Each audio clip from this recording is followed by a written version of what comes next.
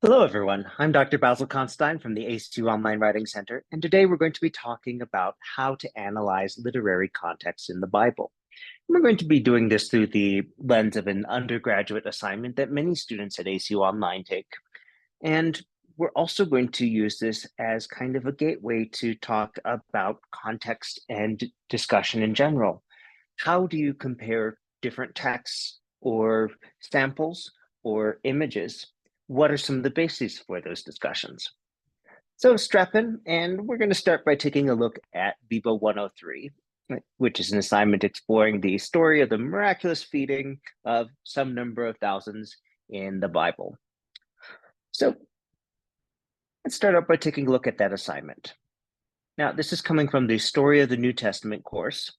And if we look at the description, it begins with something of a preamble. It tells us that the purpose of this is to compare parallel New Testament passages, that is, passages that are telling the same story or the same episode in the narrative, and make thoughtful determinations about the applicability or suitability to a particular context. We're going to come back to that context thing in a moment. The story of Jesus miraculously feeding a crowd of 5,000 people is narrated in all four of the New Testament Gospels. These are the four canonical or Gospels that are included in the mainstream Christian Bible. There are other Gospels that have been recovered in various degrees of completion, but we're talking about the Gospels according to Matthew, Mark, Luke, and John, are the ones that are traditionally ascribed to those authors. While each gospel relates the same basic details of the story, they also tell it in their own unique way.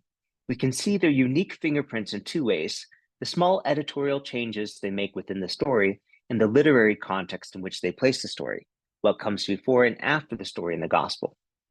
Now, if you've been following our webinars before, you'll know that this is giving you some very explicit cues about things that you should be paying attention to as a writer.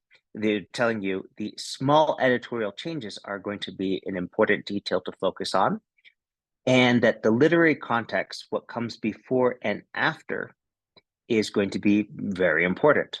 So as you are reading through the materials for this assignment, be paying attention to those things. This is the assignment writer telling you, hey, those are important, please talk about them. And we continue. In this assignment, you will compare the accounts of the miraculous feeding in the Gospels. To complete the assignment, you will need to do the following things. Examine the Jesus feeds the 5,000 chart, identifying the literary context of the miraculous feeding in each Gospel, noting that the stories that come before and after, as noted in our preamble, are important, and which of these stories are unique to a certain account. Consider how they connect in the narrative flow of the Gospel. Now for this, let's take a look at that chart itself, because if we are looking at this, it might be helpful to see what the actual chart shows, just to ground our discussion a little bit. So let's take a look at that. So we see here in this chart that we have a list, a very helpful list of the stories that come before and those that go after. And we'll note that we have some key differences even amongst the synoptic gospels. So if we were to look at Matthew, Mark, and Luke, the three that mostly follow the same basic arc, and so are called the synoptic gospels, we see that Matthew and Mark start with John the Baptist being beheaded, and Luke instead leads in with Jesus sending out the 12. Now, John tends to have a lot of other differences in what happens in what order. So just within these three, we see that, hey, this is kind of an important event that Luke precedes differently by sending out the 12. Now, how you make sense or attach importance to these, that's going to be something you talk about in your paper. But you want to start by noting what you believe are the key differences here. And it's not that, sending out the 12 doesn't happen in Mark, but we see that there's this large event that happens before. And so then we see, okay, after that's happened, those apostles are coming back, as opposed to they go out and then they come back here. And in this case for Matthew, it specifically says after the event of that, when Jesus heard what had happened, he withdrew by boat privately, which, sounds like a reasonable response to having your cousin, who's also been spreading the good news, being beheaded. And, what you make of this, how you um, attach importance to that is going to be one of the things you write in the paper. And that's going to be different for many people, but it's going to be grounded in the same basic elements of what came before, and also never forget what comes after. And if I were to name a thing that people lose points on this the most, it's probably going to be not writing about what came after and just focusing on the context before. Because if you don't go in understanding and planning on writing about both, you could easily write about the context before and run out of space. And one of the things you're graded on in this assignment is it coming in within the target length? So definitely keep both of those in mind. Okay, let's go ahead and look back at our slides now. So what comes next? Well, if we are looking at the assignment instructions, we see that the actual writing, so this is the pre-writing work, but the actual writing, it says, okay, it's going to be part 1 and part 2. Part 1 is going to be analyzing how the literary context shapes the meaning of the story. And we see that there's what I would call a extremely strong suggestion to organize your response by gospel, which will be a way for you to get the basics down before you start working on the interpretation. So start by listing what happens in each gospel. All right. Analyze how the literary context shapes the meaning of the story. In other words, describe how the stories that appear immediately before and after the miraculous feeding shape the way a reader should understand the meaning of that event. What is the author, the person who wrote down these details in these orders, what are they trying to do by setting that up? For example, explain how the literary context of the story, what becomes before and after the feeding story, and Mark's overall portrayal of who Jesus is in Mark shapes the meaning of the feeding story. Then do the same for the other 3 gospels. Now, looking at that, we've got 4 gospels and 400 to 600 words. That means we have roughly 100 to 150 words per gospel to do that. And so that's going to be about one substantial paragraph. So just keep that in mind. You want to be specific, you want to be precise, and you don't want to be too wordy, because that's not a lot of words to describe all the things that are in the charts. You want to be going in thinking, okay, what are the key elements here? And then part 2, if you were telling the story of the feeding of the 5,000 to a friend, which details would you be sure to include and why?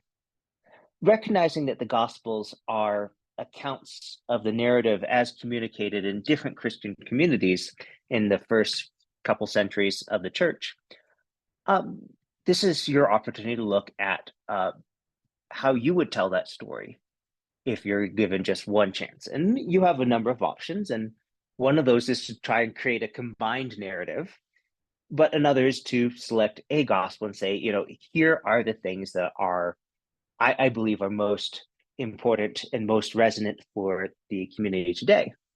One of the beliefs of biblical history scholars is that there was a larger and more detailed corpus or body of stories that was drawn on by these writers, and that each gospel is, in many senses, a condensed narrative. For example, if we were to look at a different part of the Bible, the Acts of the Apostles, there are multiple versions of that circulating, of the larger narrative of what the apostles did, some of which are quite interesting in some of the details that they included to try and show the world that people were living in, and how Christians and the Acts of the Apostles themselves were occurring or being interpreted in context. And there are reasons why the scriptures that we use today are the ones that were included. There's also a belief that there's a much larger corpus of works for the Old Testament, but that some were similarly selected or standardized for those reasons. And one of the interesting processes, people discover more or decode more Dead Sea Scrolls, or scrolls from early Christian and late Judaic communities is defined that, yeah, there are a lot of variations, and some of those variations seem very important. Just like if we were looking at that chart of the different Gospels, that what they choose to include and leave out does shape how you would understand it. And lastly, for the assignment description, let's take a look at the rubric.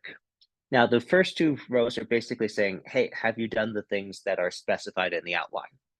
And note, even though they're different lengths ascribed, 400 to 600 and 300 to 500, they are equal in weighting. And that besides general quality of writing, running spell check, making sure your grammar is good, that you are given a substantial portion of the grade to, is it coming in within the targeted length, not too long, not too short.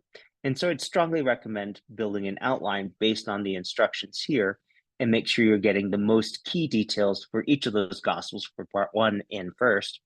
And that part two, we start with the how you would tell this story and which Gospel portrait you believe is the most important or relevant for present day Christians. Okay, continuing our way through here. Let's now talk about how to reference biblical and course materials, because we have that helpful chart and we have the Bible itself. Now, it's good to keep in mind that you will see both the fully formal, following all the APA style, and a more informal thing, where the informal is more carrying over what we had in APA 6, where you just cite chapter and verse. But if we're being formal, we want to have formal citations and references. Now, I've just taken this from the APA style portal online because it's very specific and clear in showing how to cite religious works, including the Bible. And this is when you're citing the work as a whole, as opposed to if we are citing or quoting a particular verse or set of verses in your paper. So if we're not being formal, we just go straight to the citing the book, the chapter, and the verse, like 2 Corinthians 1, 4 to 7, John 3 to 6, 3:16, Genesis 5, 3 to 7. Now, if we go look at that chart again, we see that very helpfully, the author of this chart has given us all these different citations for chapter and verse. They're using an abbreviation for MT, that's Matthew, MK, that's Mark, LK, that's Luke, JM, that's John.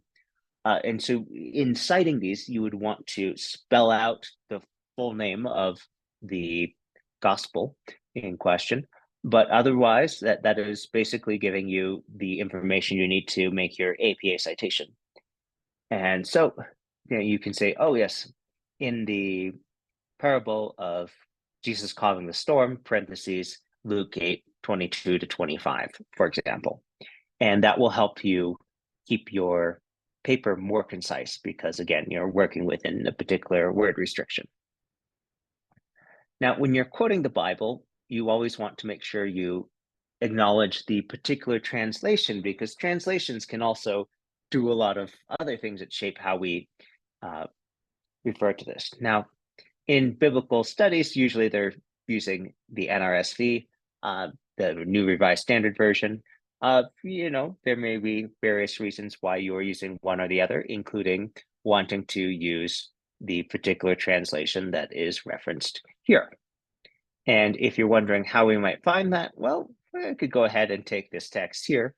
And if we do a search in Google for that text, we see, okay, when Jesus heard what had happened, and we see this is the NIV translation, or New International Version. So if we're checking one against the other, we see, all right, that matches up. So if we were citing that, we'd be using NIV. All right, now the instructions have given you some very specific things, which if you follow them, you will probably, by doing those exact things mentioned here for comparison, for listing the differences between the different Gospels and describing what the meanings are for that in terms of if you were telling a story to a contemporary audience, which one you would pick. That's probably going to eat up most of that space by itself. But to make sure we know what we can talk about, let's. Oh, by the way, here's information for citing and referencing the course material if you're going to be referring to that chart rather than directly to the scripture. When you're looking at something like this, we've got 4 gospels, so you want to compare and contrast. And some of the key details: what's the context? That's a big focus of this paper. What's the language or wording? How does it shape the message? And what's the vibe that you get? For example, what's the overall feeling that you get about who Jesus is based on what this story does or doesn't include? And just to give you an example of that, if we look back at the course text here, we have John the Baptist being beheaded, and in Mark, the apostles come back and Jesus says, "Oh, come with me by yourselves to a quiet place and get some rest." And there's this crowd that's coming with them. Now, if we look at Matthew, we have John the Baptist is beheaded, and when Jesus heard what had happened, he withdrew by boat privately to a solitary place. And then it's the hearing of this afterwards, the crowds followed. Now, I don't know about you, but this really, to me, humanizes Jesus somewhat. It sounds, even though it's not explicitly stated, the action of his withdrawing to that solitary place, not to get away from the crowd, which seems to be, or to take them deliberately to another space, as we seem to get in Mark. But in Matthew, we're hearing it's like, oh, this weighty event happens, and so Jesus goes away to be alone for a bit, and then the crowd follows. And it even tells us when Jesus landed and saw a large crowd, he had compassion on them, healed the sick, and then we lead into the feeding. So, what does this do to shape your view of who Jesus is and how you ground that in the Bible and in the context? That is going to be much of what your paper is. Now, whether you think that the humanizing version or some other impression of Jesus is what you want to convey to a contemporary audience, that's going to be what you choose as the author. And but generally, we're going to be talking about context, the language or phrasing and word choice, the message that you think the author is trying to send, what's the vibe that you get, and how are those important to a contemporary audience? So, how does the context shape how the story resonates with readers? Who is mentioned and who is left out? And if we're to go looking at this, there's a rather conspicuous, in this narrative leading up to it, what happened to John the Baptist is left out in this lead-in in Luke, and it left out of this lead-in in John. What does that mean? You might also look at something and focus on some detail. So here it says the number of those who ate was about 5,000 men, besides women and children. Oh, so that's 5,000 plus more. Now, if we look at this, it just says the number of men who had eaten was 5,000. That makes it sound like only men came, as opposed to whole families coming out. Now, if we look at this one here, about 5,000 men were there. Okay, that makes it sound like only men. And same thing here. So, what importance do you attach to that inclusion? I don't know, but it's the kind of detail that you can focus on. Or if we were looking at the food, you might see only 5 loaves of bread and 2 fish. Okay, that's same here and same here. And here it says 5 small barley loaves and 2 small fish. Okay, so that's a difference. What you make of that? What might that change in how you interpret this or how you see this resonating with the community? So notable differences, especially when it's one gospel that does something different from the others, or if it's one of the synoptic gospels and they've been kind of lockstep and having similarities, and then, oh, hey, there's this thing that sticks out of the larger narrative.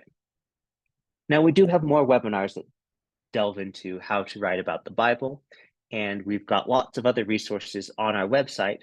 But, if you find that you want to get some feedback on your writing, for example, to work on this important part, mention the rubric, free of spelling and grammatical errors, making sure that it flows and makes sense, and other writing related things, then if you want to make an appointment at the Writing Center, go to my.acu.edu. Under Academic Resources, select Online Writing Center and follow the instructions. You can sign up for an email appointment by going to our scheduling system and uploading your paper before the time, and then we send you feedback generally within 24 hours, or a Zoom appointment where you meet with someone in real time. And so you just have to show up at that time and with whatever you want to discuss. If you're signing up for an email appointment, make sure to let us know if there's any special feedback you're looking for. But generally, you send us your draft, you tell us which assignment it is, and we can give you feedback about the clarity of the ideas and how well it seems to be aligning with the assignment requirements and things like that.